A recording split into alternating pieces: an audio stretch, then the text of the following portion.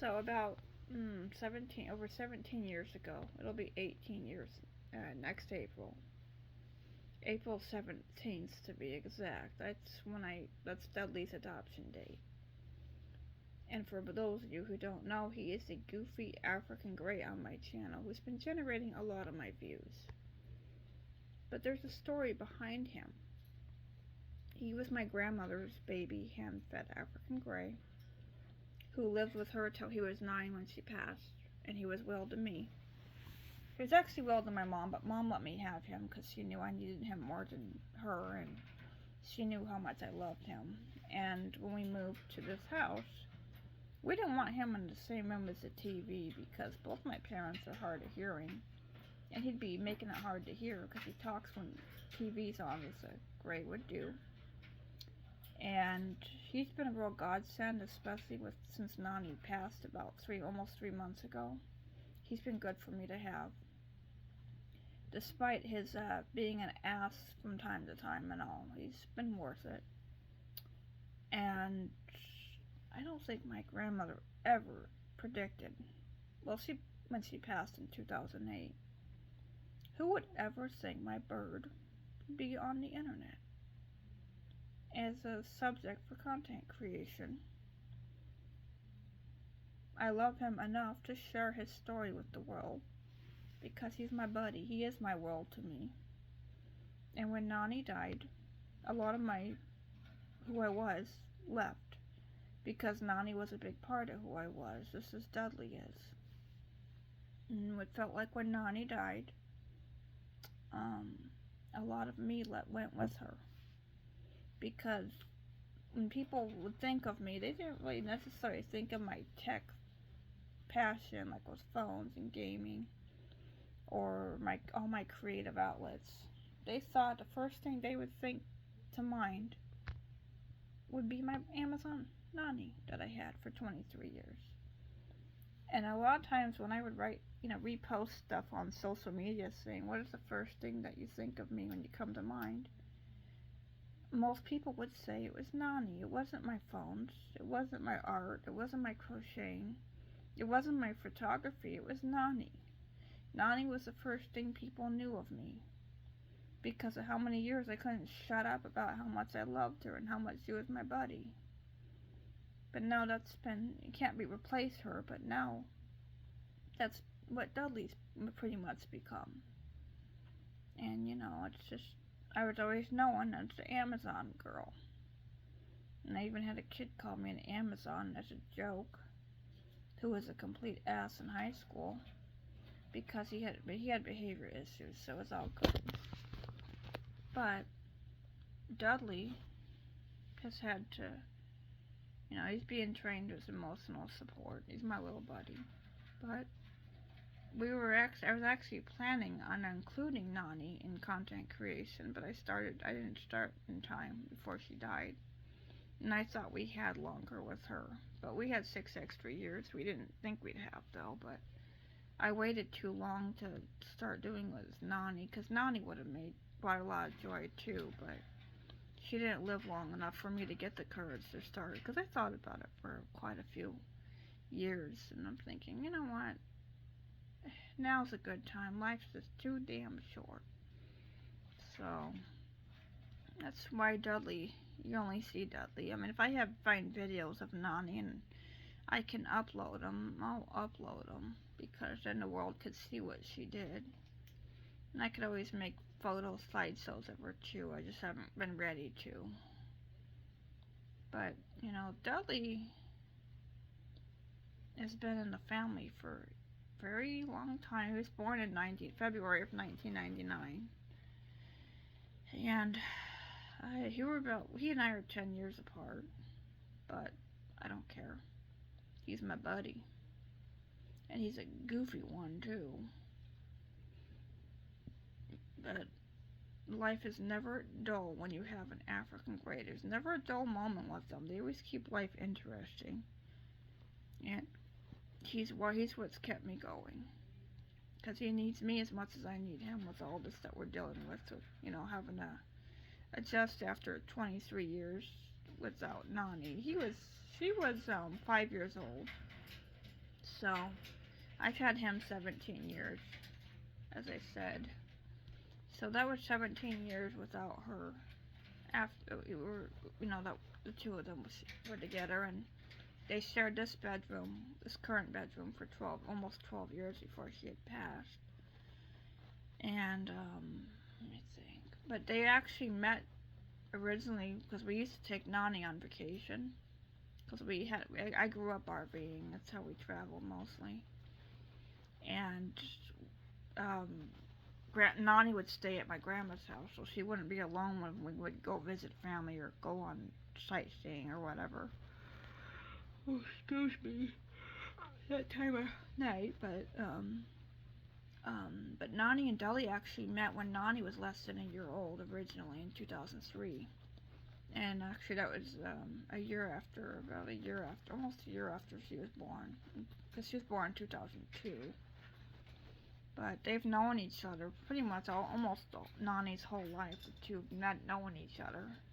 They just didn't anticipate living together one day when Grandma passed 5 years after Nani was 5 years old. When actually Nani was 5. Wait, let me think, hold on. Wait, actually she was born in 2002. I always get the numbers mixed up. She was 5 or 6, I think. No, yeah, she was 6 years old actually when Dudley came to us. No, she was almost 6. She was 5 because her birthday was August 8th. That's also the day she died. Sorry about that, but she was actually 6 years old, almost 6 when, a few months shy of 6 when, my mom brought Dudley home. And that was an interesting trip when she had to fly to Indiana because we were still in California and bring him home.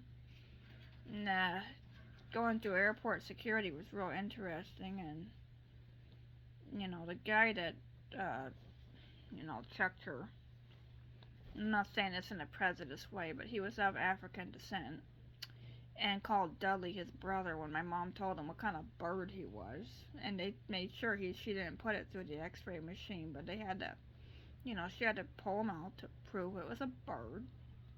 And the guy, being silly and lighthearted, which was actually funny, and I'm not prejudiced in any manner. He said, "Oh, welcome, my brother," and because of, Dudley and him probably being from the same country of descent.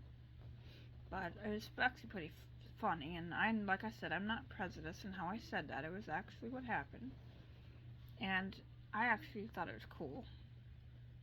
And Dudley was an interesting passenger. He'd talk and stuff, but my mom had a sedative to give him by syringe. And he actually told my mom he wanted more water when she'd syringe him water when he needed water. It's like, this kid, you wouldn't think this was Grace. They truly know how to use words in certain aspects. I mean, he knows when I'm depressed from grief and stuff. Like when my grandfather died in 2022. How, he kept saying, "You okay, you okay?" He knows what that means. That's his way of trying to comfort me. And it's probably why he's been cuddling in my lap the last 2 nights, because he knows I need it. And Greys are very empathetic and stuff, but they're also very sensitive, so you gotta make sure you're not too erratic with them.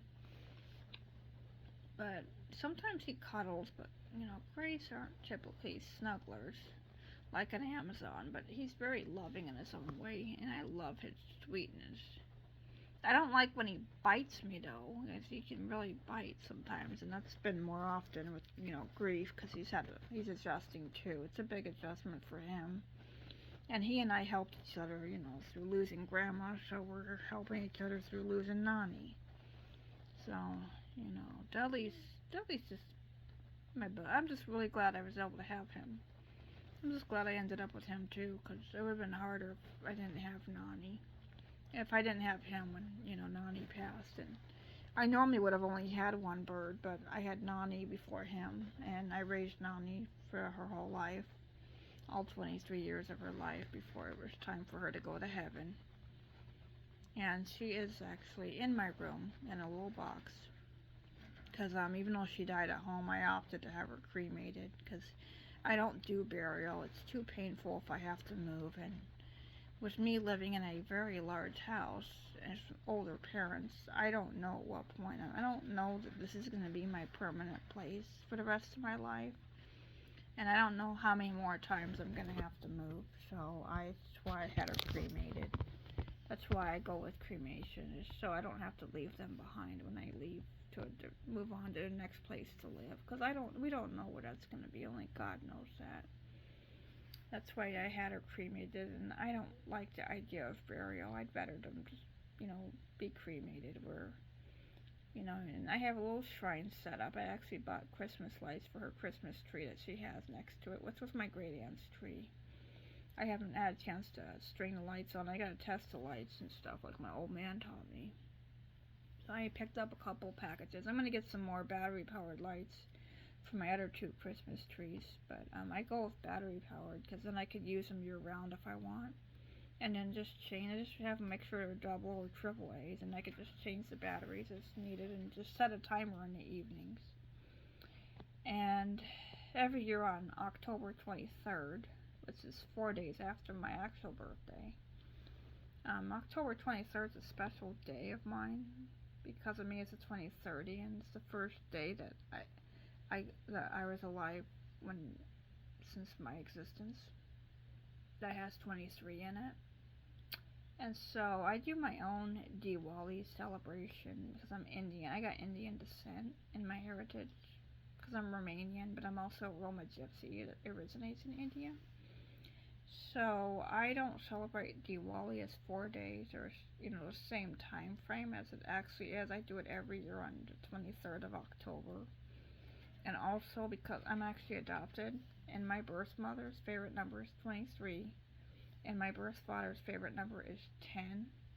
So the date 10/23 does actually mean something. That's another reason I do it. In addition to that being the first day of life was 23 since I was born. And when I was born, I was actually in intensive care because I was very sick right upon delivery. So therefore, sometimes I think 10/23 feels like a spiritual birthday in a sense, not aside from my actual birthday, which is the 19th. So I celebrate Diwali. Ever since last year, I started celebrating Diwali on the 23rd to light candles and memories of loved ones. I kind of make my own festival of lights in my room in a sense. This is what I do. So I definitely did it this year because of Nani. And she's got her own shrine and stuff that I've made. I'll show it at a different time, but Dudley, Dudley's just, he knows how to make you laugh. It's in the African grade job description for 3 things: make you laugh, be greedy and picky about food, and throw temper tantrums. No, 4th is being your buddy, but most African grades will go to only 1 or 2 people. He'll actually check out. If I have somebody come in here to visit, he will actually want to be a part of it, which is unusual for a gray, but that wasn't overnight or when he was little. It was later on when my grandma got sick and had to have caregivers come in and out of her home, which was nice because, and not only did it socialize Dudley, but it also made it where he had no choice but to put up with people. And he used to do his scary growl a lot less. Now only certain things trigger it. And I think my mother told my mom my mom told her mom, who had him, that she couldn't take him if he didn't get socialized, and then later on he had no choice. So, Dudley is just, he's real easy to train and stuff. He can be a real jerk at times, but he's the best companion I could ever ask for.